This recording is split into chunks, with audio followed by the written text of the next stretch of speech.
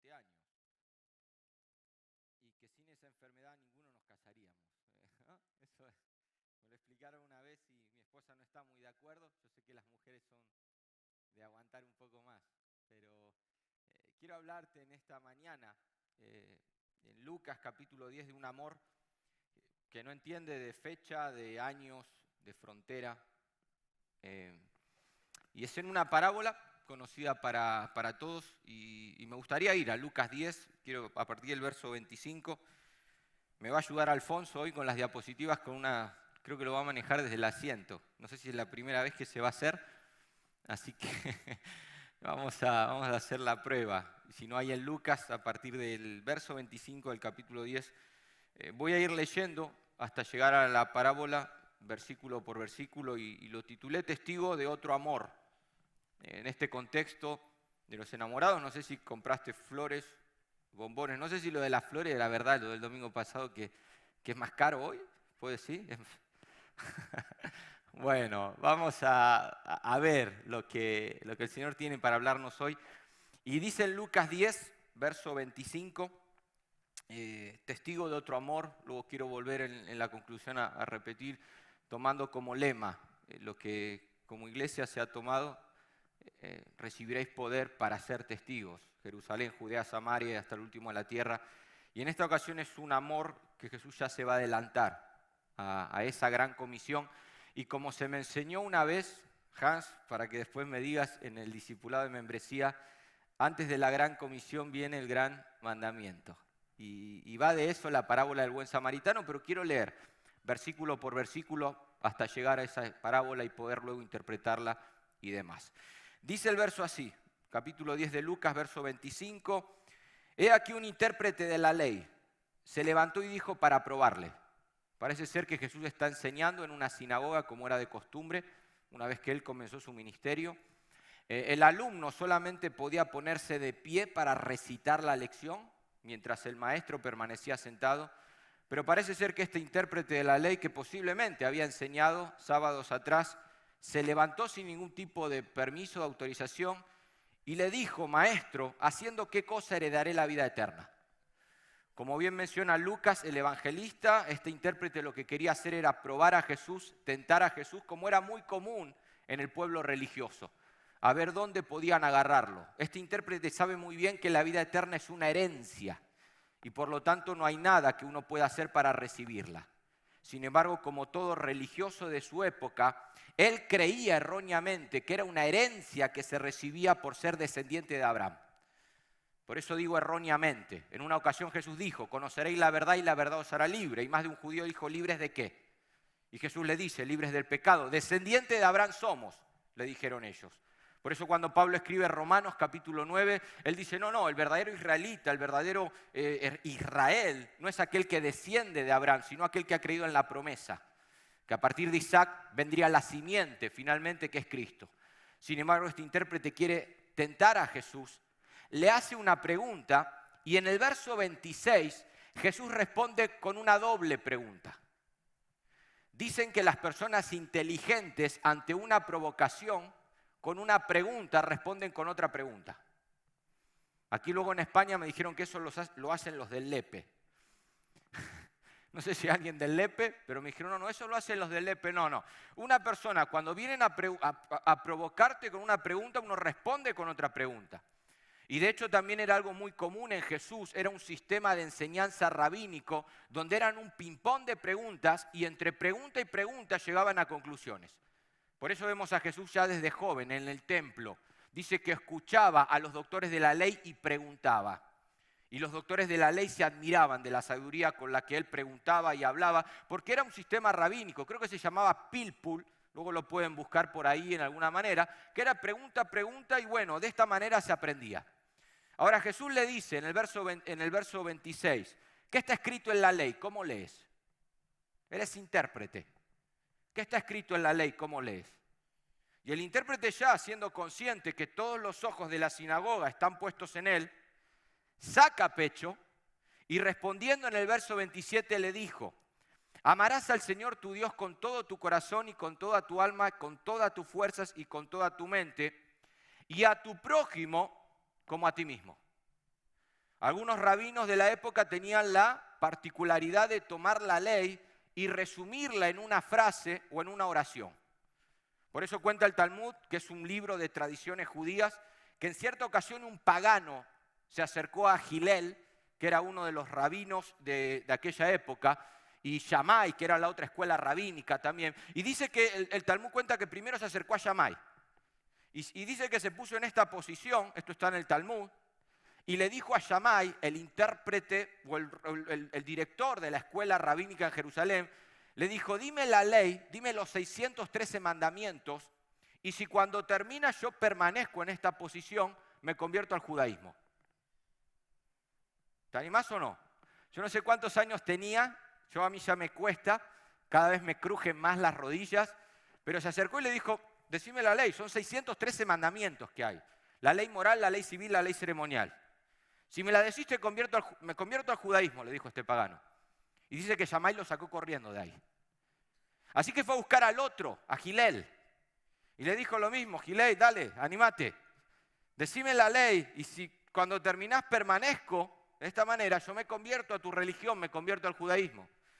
Y dice el Talmud que Hillel le dijo, lo que no quieras que te hagan, no lo hagas con tu prójimo. Esto es la Torá, el resto es un comentario de la máxima. Ve y estúdiala. Wow. ¿Les recuerda algo? Jesús era un rabino también y lo dijo de otra manera. La regla de oro, lo que quieres que hagan contigo, ve y hazlo tú con los demás. Al final, Hillel está diciendo parte de lo mismo, lo que no te gustaría que te hagan, porque era algo muy común en aquella época para los rabinos. Y parece ser que este intérprete de la ley en alguna ocasión escuchó a Jesús resumir los mandamientos en dos. Amarás al Señor tu Dios con todo tu corazón, con toda tu fuerza, con toda tu alma. Jesús está tomando Deuteronomio capítulo 6, versículo 5. Y a tu prójimo como a ti mismo. Está tomando el libro de Levítico capítulo 19, verso 18. En cierta ocasión este intérprete habrá escuchado a Jesús resumir la ley de esa manera y ahora quiere ver en qué punto puede encontrar un error para luego poder difamarlo. Así que una vez que él saca pecho y le repite a Jesús lo que él en una ocasión pudo enseñar, dice que Jesús le dice en el verso 28, bien has respondido, haz esto y vivirás. Tenés un 10, campeón. Perfecto, hacelo. Ama a Dios con todo tu corazón, con toda tu mente, con todas tus fuerzas. Y a tu prójimo como a ti mismo, hace eso y vas a heredar la vida eterna. Y acá es donde ya surgen los famosos interrogantes. ¿Está enseñando Jesús que la vida eterna la logro por amar a Dios de esa manera y a mi prójimo como a mí mismo? ¿Cuántas veces al día, mejor dicho, cuántos segundos al día incumplimos ese mandamiento? Pensalo. ¿De verdad sos capaz de levantar hoy tu mano y decir yo amo a Dios de esa manera? Con todo mi corazón, con toda mi mente, y al prójimo, es decir, al próximo, al que tengo sentado al lado mío como a mí mismo. Mirá un momento al que tenés al lado. Mirá, de verdad como a mí, o sea, así como me amo a mí mismo, para heredar la vida eterna debo amar al prójimo. No. Jesús lo que quiere que este intérprete se dé cuenta es que no hay manera de que él pueda heredar la vida eterna por cumplir mandamientos. Nosotros fuimos llamados a obedecer los mandamientos, pero no a cumplirlos. El único que vino a cumplir la ley en su plenitud y en su perfección fue Jesús. Yo no he venido a abrogar la ley, sino a cumplirla. Yo puedo obedecer en esta mañana mandamientos, pero eso no significa que esté cumpliendo la ley. Porque cumplir la ley equivale a una ejecución total y plena. Por eso Jesús es el cumplimiento de la ley y lo que Jesús quiere que este intérprete se dé cuenta es que por sí mismo no puede.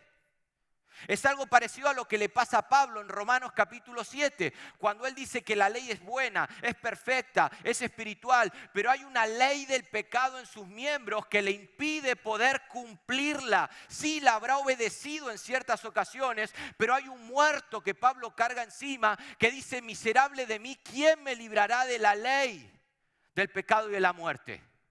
Era esa ley creo que lo conté en una ocasión, en la cultura romana, muchas veces la cruz no solamente era el único medio por el cual un criminal tenía que pagar, otras veces se le colgaba el muerto encima. Y Pablo está usando esa ilustración. El muerto comenzaba a pasar, a pudrir toda la enfermedad al criminal que tenía que cumplir sentencia y de esa manera iba muriendo lentamente. Y Pablo dice en Romanos 7, yo reconozco que la ley es buena. La ley es espiritual. Les doy una noticia, la ley sigue vigente, la ley es perpetua, pero para Pablo es como la ley del pecado y de la muerte, que es otra ley, es un muerto que lleva encima, que solo la ley del espíritu de vida puede quitárselo. Y él dice, miserable de mí, se dio cuenta siendo fariseo. Qué diferente al joven rico que también como este intérprete se acercó a Jesús en una ocasión y le dijo, maestro, bueno, ¿qué hago para heredar la vida eterna? Y Jesús solamente del decálogo le menciona los mandamientos del prójimo. Y él le dice, en el texto griego dice, todo eso lo he conocido desde mi juventud. Le dice él. Y Jesús le dice, sí, conoces mucho, pero si al final todos conocemos. Todo judío desde los 6 a los 12 años iba a la sinagoga y comenzaba estudiando el libro de Levítico, seguía por los profetas. Pero el punto es que ahora lo apliques. Anda a vender todo lo que tenés y dalo al prójimo. A esos mandamientos. Y dice el texto que el joven rico se fue triste porque al final tenía muchas posesiones. Pero cada vez que Jesús confrontaba a alguien, como este intérprete con la ley que había resumido en 2, y alguien dijo, menos mal que la resumió en Dios, es lo mismo porque al final es un resumen del decálogo. Todo lo que Jesús quería era llevarlos, preparar su corazón para que puedan aceptarlo a Él como el cumplimiento de la ley. De ahí que en el Sermón del Monte, cuando nosotros vemos las bienaventuranzas, el propósito de Jesús es llevarlos a otro monte, al monte Calvario. Bienaventurados los de limpio corazón. ¿Cómo logro eso? ¿Qué sacrificio del tabernáculo podía limpiar mi corazón si solamente era algo externo? Si solamente la sangre de Cristo podía limpiar, según Hebreos 9, nuestra conciencia. Jesús está diciendo, bienaventurados los de limpio corazón, empiecen a mirar a Calvario. Bienaventurados los que lloran por su pecado, porque ellos hallarán consolación. ¿Dónde? En Calvario. Jesús, cada vez que se enfrentaba no solamente con un religioso, sino con cualquier persona con la cual él tenía oportunidad de compartir, él ponía la ley como el fundamento para que esa persona pueda mirar un poquitito más allá al cumplimiento que se llevaría a cabo años después. Así que Jesús ya le dice a este intérprete, hacelo y vas a vivir. Todo lo que él tenía que hacer es decir no puedo, delante de sus otros alumnos. Me estás pidiendo algo que no puedo. Y Jesús le hubiera aplaudido y le hubiera dicho, vas aprendiendo. Sin embargo, están los alumnos de él, parece ser de este intérprete. Y Jesús, después de darle el mandamiento, este intérprete se infló más, versículo 29, tomó aire. Esta es versión Raúl Abrán 2021. ¿Vieron cuando alguien quiere decirte algo y se prepara y te lo dice? Pero él, queriendo justificarse a sí mismo, dijo, verso 29, ¿quién es mi prójimo? Muchacho, en el problema que te acabas de meter. Jesús, dame una lista de prójimos. Para un judío, ¿sabes quién era el prójimo? Otro judío. Y como mucho, un prosélito, es decir, un gentil que se había convertido a la religión judía. En otras palabras, lo que el intérprete le está diciendo a Jesús, dame una lista de apellidos judíos que vas a ver cómo yo soy capaz de llevarlo a cabo. A este intérprete le importaba muy poco el prójimo. Lo que él quería era justificarse a sí mismo, seguramente porque tenía otros alumnos de él alrededor. Dame una lista de judíos y vas a ver cómo yo soy capaz de hacerlo. Seguramente los López están fuera de esa lista. Los Fernández están fuera de esa lista. Los Vidal seguramente están fuera también de esa lista porque no son judíos. Abraham, a pesar de que mi trasfondo no es judío, tal vez yo hubiera entrado en esa lista. Y hubiera ido a buscar a ese intérprete y le hubiera dicho, dale, acá tenés un judío, a ver si sos capaz de amarme como te amás a ti mismo. Sin embargo, a Jesús sí le importa el prójimo. Y a partir del versículo 30 comienza la historia o la parábola del buen samaritano que yo quiero que veamos en estos breves minutos. Y quiero ilustrártelo de tal manera que prestes atención, porque muchas veces una lectura superficial nos lleva a conclusiones superficiales. Y hay detalles que Jesús da en esta parábola que yo quiero dividir rápidamente en 3 secciones. Quiero que vamos a ver primeramente los 4 protagonistas. Luego la identidad de cada protagonista, porque cada parábola tiene su identidad, su analogía. Y finalmente, ¿cuál es la gran enseñanza que Jesús deja, como dejaba en toda parábola? Que suele ser una enseñanza. Y como mucho 2, una secundaria. Quiero que la veamos en la mañana de hoy.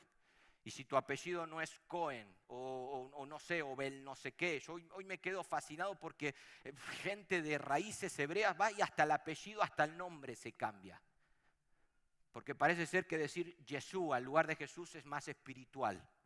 Como que te da algo diferente. Y si no estás en esa lista judía, si no sos un prosélito, creo que Jesús también tiene algo que decirnos hoy. Y a ver con cuál de los 4 nos identificamos para finalmente poder aceptar la enseñanza. Y quiero hacerlo de una manera bien gráfica. ¿Me puedes pasar mi abrigo? Versículo 30. Vamos a usar mi abrigo como... Gracias. Así no tengo que tocar nada de acá y no les queda no contaminado, pero para que luego los músicos suban tranquilos. Versículo 30 dice, respondiendo Jesús le dijo, un hombre, presten atención, descendía de Jerusalén a Jericó, y cayó en manos de ladrones, los cuales le despojaron, lo dejaron semidesnudo, e hiriéndole, se fueron dejándole medio muerto. Yo voy a poner acá mi abrigo, vamos a suponer que ese es el hombre. No nos dice si es judío, no nos dice si es gentil. Jesús comienza una historia, seguramente ellos pensaron es un judío porque las parábolas tenían mucho que ver con lo que sucedía en el día a día en Israel, pero vamos a dejarlo nosotros ahí. Jesús comienza, no sabemos de dónde viene, a dónde va este hombre. Jesús solamente dice un hombre. Aparece. Le pegan la paliza de su vida. Tengan presente que el intérprete quiere apellidos judíos o prosélitos a los cuales tenga que ayudar. Lo deja tirado en el suelo. Lo dejan tirado y siguen de largo. Ahora, versículo siguiente, 31. Aconteció que descendía un sacerdote, segundo protagonista, por aquel camino, y dice que viéndole pasó de largo. De Jericó a Jerusalén había aproximadamente 27 kilómetros, 17 millas. Este sacerdote, por supuesto, como todo sacerdote, era de la clase alta de Israel y no iba caminando, sino que seguramente iba en su carro. Algunos comentaristas optan que solamente lo que hizo el sacerdote fue mirar por la ventanita del carro, ver a ese hombre herido y salir de largo. Ahora, yo quiero ser un poco más compasivo con este sacerdote y yo creo que este sacerdote sí paró el carro, observó al que estaba herido, se acercó a ese que estaba herido, pero en las leyes judías, ¿quién es el prójimo? Otro judío u otro prosélito. El sacerdote no sabe si el que está en el suelo es judío o no, porque la ropa no lo identifica, está casi desnudo. El acento no se puede apreciar porque está como casi muerto. Y además de eso no sabe que habla arameo como hablan los campesinos, habla el hebreo como la gente ultra, es que no habla, está tirado. Y si yo no veo el acento, si yo no escucho el acento, si no veo la ropa, porque a ver qué ropa tiene, ropa de judío, ropa de gentil, está casi desnudo. Así que él no sabe si tiene que ayudarlo. Lean luego Levítico 19. El prójimo era un judío, como mucho un prosélito, pero ellos hacían más hincapié en los judíos. Hay que ayudar al prójimo, hay que ayudar a uno de nosotros. Aún Galilea eran vistos, como se mencionaba esta mañana. De Nazaret puede salir algo bueno. Se veía como Galilea de los gentiles. Ni hablar de Samaria, que eran considerados como cerdos, como perros. Así que el sacerdote mira al que está ahí. Es que no sabe si es judío. Pero si al menos se acerca para poder girarlo y ver el rostro, que posiblemente también estaría golpeado, el tema es que si lo toca y está muerto, según las leyes, el sacerdote tiene que ir a Jerusalén y durante una semana o 2 cumplir con las purificaciones de la ley. Y durante esa semana no podía comer del diezmo. ¿Te conviene tocarlo o no? Pero si encima, según las leyes, lo toca y no está muerto, pero con el tiempo muere, la semana muere, tenía que volver a Jerusalén para una serie de purificaciones y aún rasgar sus vestiduras, sus pertenencias valiosas. Así que yo creo que el sacerdote se baja, echa un vistazo, pero no conviene tocarlo. Él no sabe si es judío o no. No sabe si es el prójimo. Así que, como bien dice el texto, él pone la ley por encima de la compasión. Él pone los mandamientos por encima realmente de lo que Jesús vino a enseñar detrás de cada mandamiento, y dice que siguió de largo. Quiero que presten atención, todos escuchando en la sinagoga. El sacerdote, la clase alta de Israel. Por eso a los sacerdotes cuando Jesús estaba muriendo en la cruz, para ellos fue un pésimo negocio. Porque al día siguiente todos iban al paro. Mientras Jesús estaba ahí muriendo, mañana todos al paro. Porque ya se terminan los sacrificios que ellos tenían que ofrecer continuamente, que ellos eran los intermediarios entre Dios y el pueblo, entre otras cosas. Y al final la vida de Jesús para ellos fue un pésimo negocio. Y la clase alta ahora prefirió la ley antes que la compasión y siguió de largo. Pero Jesús sigue contando, verso 32. Asimismo un levita, llegando cerca de aquel lugar y viéndole, también pasó de largo. Obvio, ¿cómo no va a pasar de largo si tal es el pastor, tal es la iglesia, tal es el maestro, tal es el discípulo? Seguramente este levita o vio a su maestro pasar de largo. Si mi maestro no hizo nada, ¿por qué yo tengo que hacer algo? O tal vez fue enseñado también de su propio maestro que solamente hay que ayudar a un judío, a un prosélito. Además, imagínate en el lío que se metería este levita si llega a Jericó o a Jerusalén con un cadáver que su sacerdote no quiso ayudar. Y llega ahí con el cadáver al lugar en su carro, donde sea, y el sacerdote le dice, pero a ver, ¿qué estás haciendo? Y pero quiero ayudar a alguien, pero ¿qué te enseñamos los días sábados? Vamos a volver a estudiar Levítico capítulo 19 para que puedas entender el concepto del prójimo y el concepto de extranjero. Así que el levita se acercó un poquito más, parece, y siguió de largo. Ahora llega el gran protagonista, verso 33 al 35. Un samaritano que iba de camino vino cerca de él. Y viéndole dice que fue movido a misericordia. Quédense con esa palabra, misericordia. Y acercándose vendó sus heridas, echándole aceite y vino y poniéndole en su cabalgadura, lo llevó al mesón y cuidó de él. Otro día al partir sacó 2 denarios, lo dio al mesonero y le dijo, cuídamelo. Y todo lo que gaste de más yo te lo pagaré cuando regrese.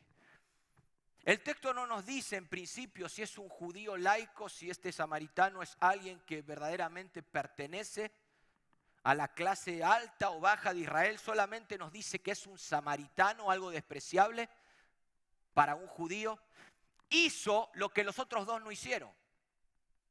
Cargó al muerto o al cadáver o al herido. En este caso, a pesar de que él seguramente tampoco lo tenía claro, en su carro, algo que el sacerdote no hizo. Vendó sus heridas con aceite y demás, algo que el levita tampoco hizo, y cuidó de él, algo que ninguno de los 2 hizo.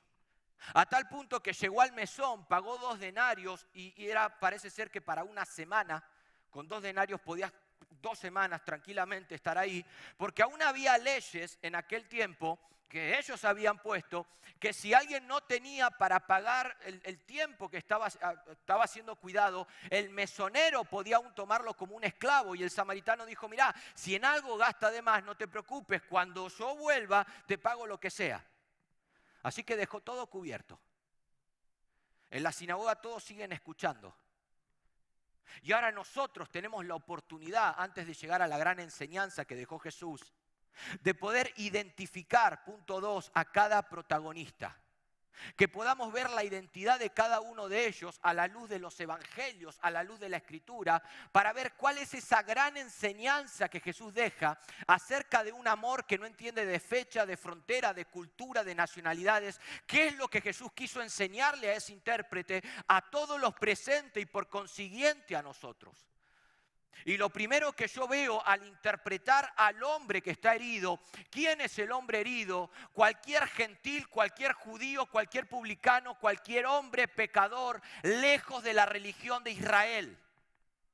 Los publicanos eran gente despreciable, no podían entrar al templo por cuestiones que ellos habían puesto al servicio de Roma para cobrar tributos. Los samaritanos eran gente que ni siquiera eran vistos como verdadera parte del linaje de Israel. Por eso dice el texto que a Jesús le era necesario pasar por Samaria, porque nadie quería pasar por ahí. Así que el hombre herido que yo tenga ahí, ya sea un cojo, un manco, una prostituta, es un pecador en todos los sentidos, a los cuales el pueblo religioso nunca hizo caso. Hacía caso omiso. ¿Por qué voy ahora yo a compadecerme de alguien de así? Si es un hombre pecador. Me acuerdo una vez en la casa de un amigo mío, él tenía un hijo de 5 o 6 años. Y yo me acerqué y le dije, ¿quién es tu mejor amigo? Y se acercó y me lo dijo al oído. ¿Quién? Y digo, ¿por qué? Es del mundo, me dice. 6 años. Es del mundo. Como que no quería que los padres escuchen, ¿no? Y nuestros hijos aún tienen que ser luz en lugares como esos. Y enseñarle en casa, pero al final, es que no lo tocas porque es del mundo. De hecho, el segundo protagonista, el sacerdote, el que está en el suelo es el pecador, pero el sacerdote representa al intérprete de la ley. Aquel que le hizo la pregunta a Jesús.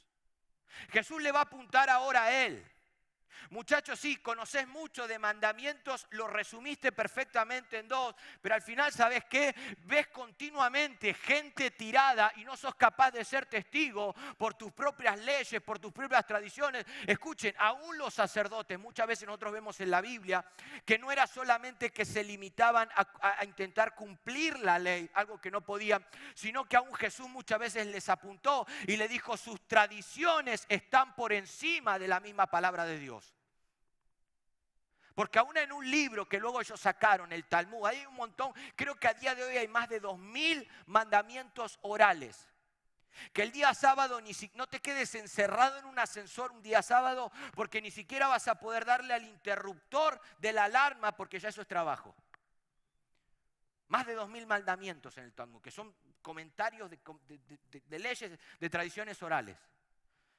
Y por eso en los tiempos de Jesús, si un hombre el día sábado estaba en su casa sentado y veía una gotera, solamente pensar que tenía que arreglar esa gotera ya era pecado. Tradiciones orales que Moisés nunca registró, pero que según ellos Moisés las escuchó oralmente en el monte y ellos se alimentaron lavamiento de jarros, lavamiento de manos, etcétera, etcétera. Escuchen, las mujeres. El día sábado, según las tradiciones, no te podías mirar al espejo porque si veías que tenías una cana, solamente si pensabas en arrancártela ya era pecado. Solamente pensarlo. Y por eso Jesús decía, esta gente al final pone cosas que ni siquiera... Jesús no habla de la ley de Dios, de la ley de Moisés. Jesús lo que Jesús chocaba era con todas sus absurdas tradiciones. Y el sacerdote las tiene presente. Y seguramente dio alguna clase de estas, no sé, que hoy en día se vende por todos lados. No, rodéate de gente que te aporte y no que te reste. Rodéate de personas que sumen y no que resten. Rodéate de gente exitosa. Cuidado con la gente tóxica. Tenés que identificarla para luego no poder compartir sus ideas, sus pensamientos. Muchachos, pasá de largo. Busca gente que te conviene. El sacerdote siguió de largo. ¿Quién es el levita? Los que están en esa misma sinagoga, los alumnos, los discípulos de ese intérprete. Que seguramente al verlo, claro, si mi maestro no lo hizo, a ver si me están poniendo un examen sorpresa. A ver si hay alguna cámara oculta que hay por ahí, que alguien me está vigilando. A ver si no me voy a poder graduar en la escuela rabínica. A ver si no voy a poder cumplir con los requisitos de todo sacerdote. Si solamente pienso en ayudarlo. Y yo creo que había hasta disputas en las escuelas. A ver qué tribu es la mejor. Judá, ¿cuál es? El Mesías viene. Leví, somos los sacerdotes. El otro, y no habían entendido nada. Hasta que llega el samaritano. ¿Y quién es el samaritano? Si el hombre que está en el suelo es cualquier pecador, cualquier gentil, cualquier publicano, cualquier persona desechada. Hay un montón de parábolas de Jesús que ponen a uno de los protagonistas como gente que era despreciable en aquella época. La famosa parábola del hijo pródigo, del padre amoroso. El publicano es el hijo, pero es el protagonista principal ahí, junto con el padre que viene a representar a Jesús. En esta historia es casi igual, es casi idéntica. Pero la diferencia es que en el verso 36, quiero que prestes atención, porque acá es donde viene lectura superficial, conclusión superficial. ¿Quién es el samaritano? Tengo al pecador, tengo al intérprete, tengo a los alumnos. ¿Quién falta en esa historia? Jesús está enseñando en la sinagoga. Y dice ahora, verso 36, ¿quién pues de estos? Le pregunta al intérprete. ¿Te parece que fue el prójimo del que cayó en manos de los ladrones? Maestro, ¿quién es mi prójimo?, le preguntó él. Jesús termina la parábola y le dice, ¿quién de estos tres te parece que fue el prójimo del que cayó en manos de ladrones? Generalmente una lectura superficial nos dice que el prójimo es el que está en el suelo. Y la enseñanza superficial que sacamos, ¿cuál es? Debemos ayudar al prójimo, debemos ayudar a aquel que está en el suelo, pero Jesús no está enseñando eso en primera instancia. La pregunta de Jesús es, ¿quién de los tres? ¿El sacerdote, el levita o el samaritano es el prójimo o fue el prójimo del que cayó en manos de ladrones? La respuesta del intérprete es el que usó de misericordia con él. Ni siquiera dijo la palabra samaritano porque era algo despreciable. Él dijo, es obvio, en tu parábola, en tu historia, ¿quién fue el prójimo, el que usó de misericordia con él? El tercero, el samaritano. Jesús no está enseñando ese sábado, ¿quién es mi prójimo? Jesús ese sábado está enseñando qué es lo que el prójimo hizo por mí. Jesús quiere que ese intérprete se dé cuenta, muchacho, tenés vestiduras sacerdotales, tenés mucha apariencia y conocés muy bien la ley, pero lo que yo quiero enseñarte en esta mañana de sábado no es de quién debe ser el prójimo. Lo que yo quiero enseñarte, ¿qué es lo que el prójimo está dispuesto a hacer por ti? ¿Qué es lo que el samaritano está dispuesto a hacer por ti? El prójimo no es el que está en el suelo, el prójimo es el propio samaritano. Ahora, ¿cuál es la identidad de ese samaritano? El único dato que nos da el Evangelio de Lucas es que ese samaritano usó de misericordia con él. Y cuando ustedes buscan la palabra misericordia en la Biblia, hay dos palabras en griego que aparecen. Y cuando esa misericordia viene de parte de Dios o de parte de Jesús, luego los que tienen el programita Logo y estas cosas luego pueden chequear para que lo que estoy diciendo van a ver que es así. Esa palabra misericordia es una palabra que solamente se aplica a Dios y a Jesús. Lo que Jesús está enseñando ese día es que Él es el buen samaritano. Él es. Y cuando este intérprete entiende ahora que el prójimo es aquel que usó de esa misericordia que solamente Jesús puede ofrecer. Porque yo puedo tener misericordia de alguien.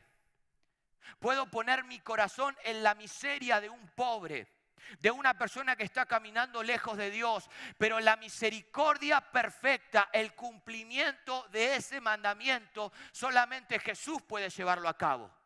Y cuando yo analizo las dos enseñanzas que el Señor dejó esa mañana, la primera enseñanza y más importante que Él refleja es que nos enseña lo que Cristo hizo por el hombre pecador, lo que Cristo hizo por cada uno de nosotros. La ley dice, ama al prójimo como a ti mismo. Jesús, el cumplimiento de la ley, nos muestra cómo el prójimo se entregó a sí mismo por amor de cada uno de nosotros. Por eso yo puedo obedecer el mandamiento de en ciertos momentos amar al prójimo como a mí mismo, pero no puedo cumplirlo porque no tengo ese tipo de misericordia que solamente viene de parte de Jesús. Y la primera enseñanza que Él quiere dejar: muchacho, mirá, necesitas ayuda. Intérprete, conoces muchísimo, pero lo que te estoy mostrando, no te voy a dar una lista de judíos a los que tenés que ayudar. En esa parábola te estoy mostrando lo que yo vine a hacer por el hombre. Yo soy el buen samaritano. Jesús está diciendo, yo soy el cumplimiento de ese mandamiento. Cuando veo una persona en el suelo, cuando veo una persona caminando lejos de Dios, independientemente la nacionalidad, la cultura o el lugar donde viva, yo he venido a buscar lo que se había perdido. Ahora le deja la segunda enseñanza. Versículo 37, segunda parte. Entonces Jesús le dijo, ve y haz tú lo mismo. Lo que yo hice por él, la misericordia que yo tuve para con él, ahora ve tú y sé testigo con otro. La pregunta es, ¿lo habrá hecho o no lo habrá hecho? Pensalo. ¿Habrá salido este intérprete de la ley de aquella sinagoga habiendo entendido la parábola? Primero que no creo. Pero sí habrá entendido el mandamiento. Ves, tú ya lo mismo. Pero ¿sabes por qué nunca lo hizo?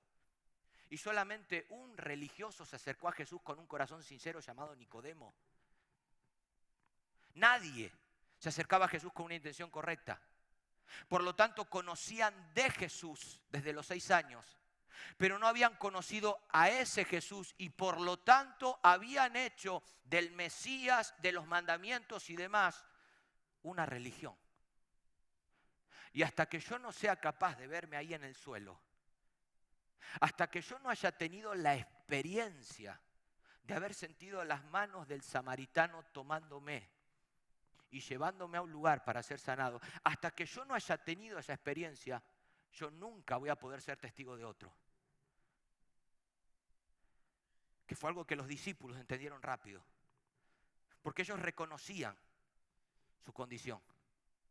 Necesito que esa gracia y esa misericordia se revelen día a día en mi vida, para entonces yo poder ir y hacer lo mismo. De lo contrario, seguiré viviendo dentro de una sinagoga. Y como yo digo muchas veces, ¿no? A veces creo que con un PowerPoint puedo solucionarle la vida a alguien. Con una ropa sacerdotal pretendo, no sé, ayudar a alguien. No, pero si es que no va a eso.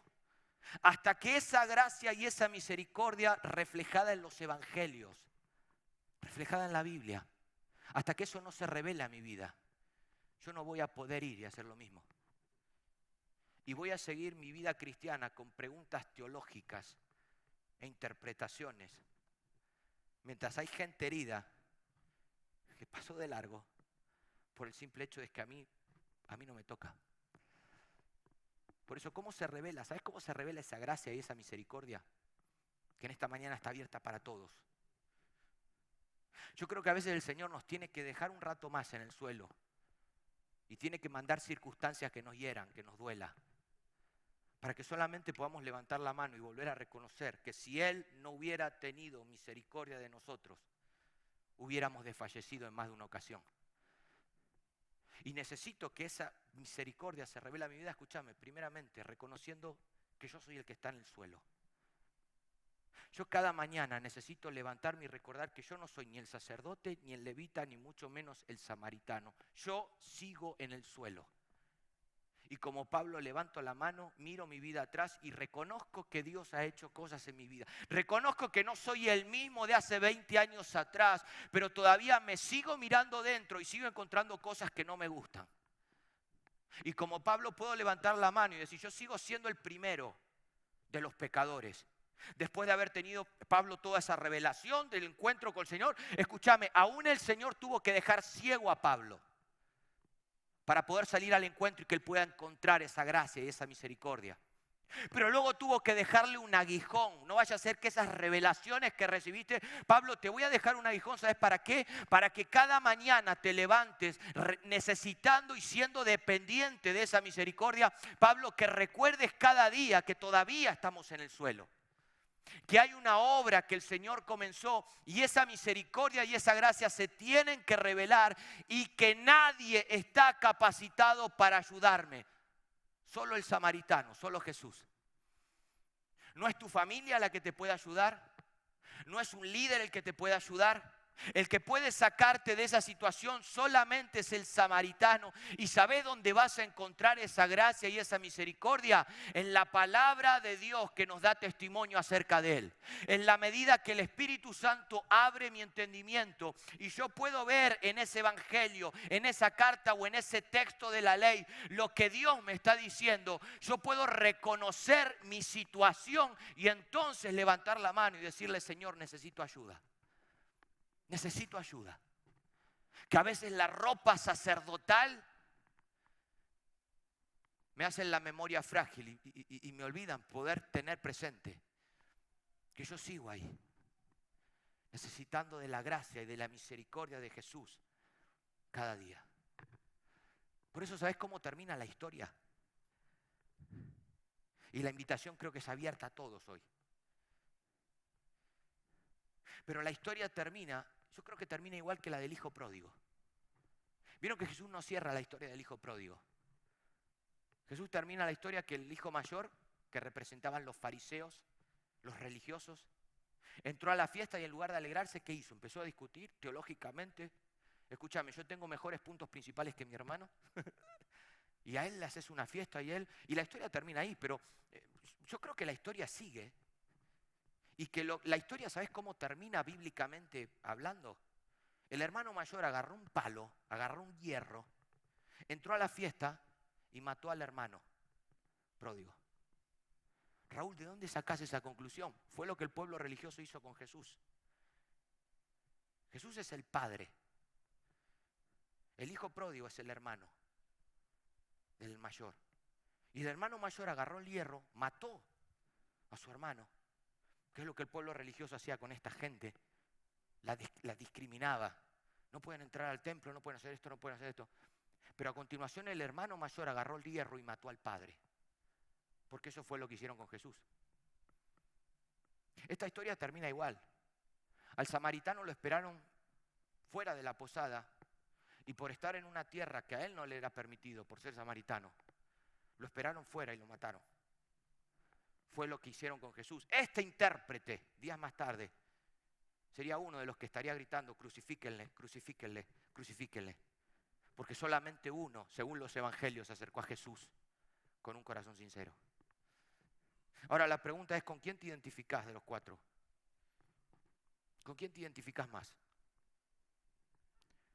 Ojalá pudiéramos parecernos al samaritano, pero yo no puedo ir y hacer lo mismo hasta que primeramente no me identifique una vez más con el que está en el suelo, con él, con el que necesita ayuda, no importa los años, el tiempo, la cantidad de interpretaciones de la ley que tengas. Necesitas una vez más levantar la mano hoy y decir, Señor, necesito ayuda. Y cuando entonces pueda experimentar esa ayuda, voy a poder ir y como dijo Jesús, ve y haz lo mismo. Ve y haz lo mismo. En esta mañana, tal vez venís por primera vez, alguien te invitó, viniste a ver y la invitación está abierta. Solamente Jesús puede ayudarte. Solamente Él puede impartirte de esa misericordia que a los que hemos experimentado un poquitito de ese amor nos ha cambiado, nos ha hecho nuevas criaturas. Pero para todos aquellos que ya llevamos tiempo en esto, creo que la invitación es la misma. Necesito ayuda. Necesito ayuda. Y Dios permite circunstancias adversas. Dios permite a veces ese dolor que nos entra adentro, para que entonces podamos levantar la mirada y reconocer una vez más que solamente Jesús puede ayudar al ser humano, solamente en Él está la respuesta, solamente en Él está la última palabra. Un amor que no entiende de fecha, de cultura, de frontera, que da igual, traspasa todo límite, llega a todo corazón, a todo lugar. Y en esta mañana la mesa está servida para todos. Quiero que te pongas de pie. Quiero hacer una pequeña oración.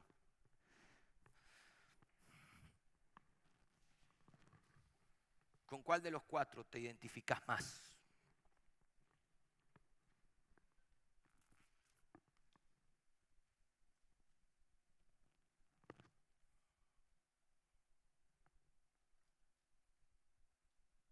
Si en esta mañana estás acá, si los músicos quieren pasar para terminar ellos, yo ya voy a bajar. Pero si en esta mañana estás acá y decís, yo necesito sentir el toque, el abrazo, la ayuda del samaritano. Es la primera vez que vengo, nunca tuve una experiencia genuina con Jesús. Sí escuché mucho, en sinagogas, en templos, por televisión, en libros, por mi vecino, pero decís, yo necesito. Hace tiempo que ando buscando ayuda en diferentes lugares y tal vez lo que te trajo a este lugar, porque muchas veces Dios usa esas circunstancias para poder luego salir a nuestro encuentro. Y tal vez viniste a este lugar buscando ayuda de verdad. Y en esta mañana el samaritano te da la oportunidad de decir, acá estoy, gastos pagados, para que luego puedas ir y hacer lo mismo por otros. Si sos esa persona que nunca tuvo un encuentro personal, que nunca experimentó esa gracia y esa misericordia, me gustaría que levantes la mano para orar solamente por tu vida y poder luego regalarte una Biblia para que puedas meditar y descubrir esa gracia y esa misericordia en Jesús. No sé si hay alguien aquí. Yo sería el primero tal vez que levanto la mano y diría, wow, Señor, déjame un rato más tirado allí y que pueda experimentar una vez más eso. Sí, yo arriba, vale, Dios te bendiga. No sé si no veo por la luz todo, voy a orar de una manera general. Luego que vengas acá te vamos a regalar una Biblia, sí, ¿no? Para que podamos aprender juntos acerca de este amor incondicional. No sé si hay alguien más. Señor, gracias en esta mañana, Señor, porque podemos acercarnos al trono de la gracia, a tu presencia, con libertad, con confianza. Señor, en esta mañana me recuerdas que tú eres el buen samaritano, que tú eres mi buen pastor, que tú eres mi amigo. Señor, que hubiera desfallecido si tú no hubieras estado a mi lado. Y en esta mañana, Señor, en primer lugar oro por todo aquel que aún no te ha conocido, por esta persona que levantó la mano y por todo aquel que en estos minutos finales pueda tener esa convicción de pecado, que está caminando lejos, que nadie lo ayudó. ¿Por qué iban a ayudarlo? Si solamente el amor de Dios puede hacerlo genuinamente. Señor, oro para que sea una mañana de salvación, una mañana de encuentro, una nueva vida a partir de hoy para esas personas, pero también para nosotros, Señor, como iglesia. Que el tiempo en la sinagoga no nos haga olvidar el verdadero propósito del Evangelio, que es ir y hacer lo mismo que nuestro Maestro hizo. Gracias, Señor, por todo. Que aún en este tiempo final, Señor, quiero terminar orando para que tu Espíritu Santo haga ahora lo que yo no puedo hacer desde este lugar, traer más luz, claridad, convicción. Señor, que pueda persuadirnos a cada uno de la necesidad que tenemos día a día de ti, y que en esta semana podamos ir y hacer lo mismo con otros. Pablo hablaba mayormente con los hermanos de la fe, pero no exclusivamente, Señor, que podamos hacerlo con alguien en esta semana, que puedas poner un hombre herido en nuestro camino y podamos anunciarle, Señor, esa gracia manifestada en tu Escritura. Gracias por todo, Dios. Háblanos en estos minutos finales y que pueda cantar y proclamar a viva voz, Señor, que tú eres mi ayuda, que tú eres mi refugio, que tú eres mi salvación. En el nombre de Jesús.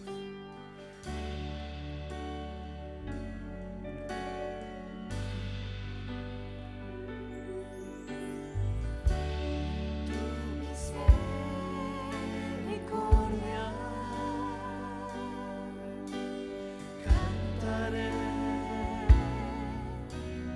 porque has